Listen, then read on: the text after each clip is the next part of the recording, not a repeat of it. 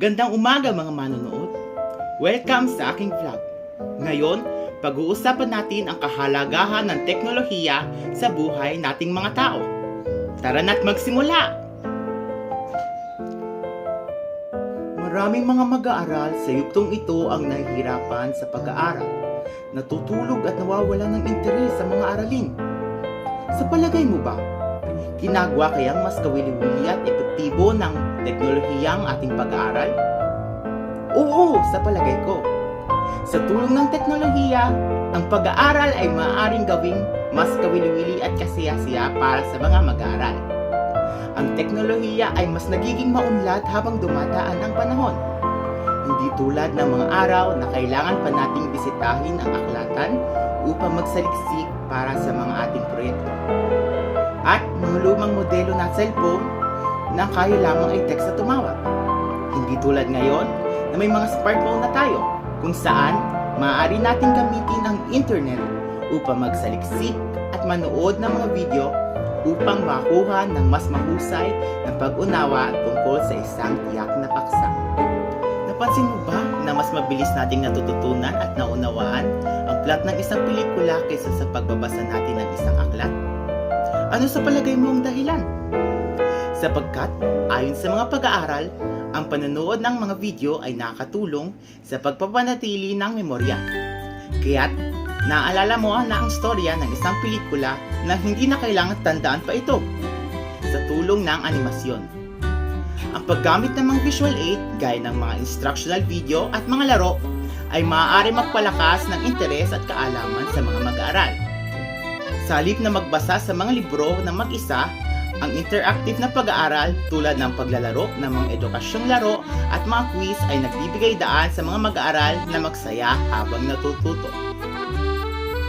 Kung nahihirapan kang maunawaan ang isang aralin na natutunan mo sa paaralan, lalo na kapag nakabasa ka ng isang salitang di mo alam ang kahulugan, o kung di mo alam kung paano malutas ang isang ekwasyon sa matematika, ang internet ang kailangan mo. Salamat sa teknolohiya, ang ating buhay ay mas nagiging maginhawa at mas madali. Ang kailangan mo lang ay mag-type at mag-click sa search engine bar upang makahanap ng maraming sagot sa iyong mga katanungan. Ang teknolohiya ay maaaring maging kapaki-pakinabang din kapag mayroon kang isang araw na puno ng mga gawain sa paaralan o sa bahay. Maaari mong gamitin ang mga application ng time management upang mapamahalaan ang iyong oras ng mahusay at mabisa. Ito ay tulad ng pagkakaroon ng isang personal na tagapagpaalala, di ba? Malaking papel ang ginampanan ng teknolohiya noong pandemyang COVID-19, lalo na sa larangan ng edukasyon, na nakatulong sa mga mag-aaral na ipagpatuloy ang kanilang edukasyon nang hindi na kinakailangang pumunta sa paaralan sa panahon ng lockdown. Upang matulungan ang mga mag-aaral na pamahalaan ang kanilang oras ng mahusay at mabisa kahit nasa bahay, ginamit ng mga guro at mag-aaral ang mga online na aplikasyon ng pagpupulong upang maturuan sila ng hindi nangangailangan ng personal na pakikipag-ugnayan. Nagpadala din sila ng mga asignatura at mga video sa pamamagitan ng email at messenger. Pwede din natin gamitin ang teknolohiya hindi lamang sa edukasyon kundi sa pang-araw-araw nating buhay.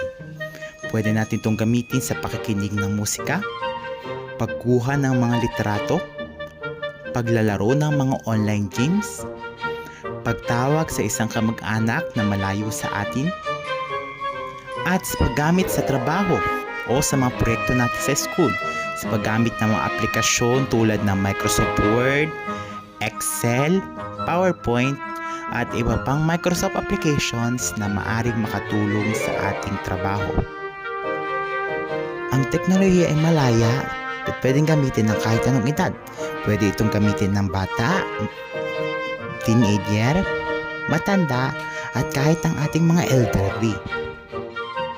O diba? Napakalaki at napakahalaga na epekto ng teknolohiya sa ngayong panahon. Napakarami nga talaga nating magagawa sa paggamit ng teknolohiya, ano? Napapadali nito ang ating pang-araw-araw na buhay. Ngayon na alam nyo na ang kahalagahan ng teknolohiya sa ating mga tao, halina't gamitin natin ito ng tama. Pero, isang mahalagang paalala, Maging responsable tayo sa paggamit nito at gumamit lamang ng tamang oras. Huwag natin itong hahayaang kontrolin tayo at magkaroon ng adiksyon dito. Ako nga pala uli si Justin Mitchell Icruzat at salamat sa pakikinig ng aking vlog. Please huwag kalilimutang i-like, i-share at mag-subscribe sa aking channel. Hanggang sa muli!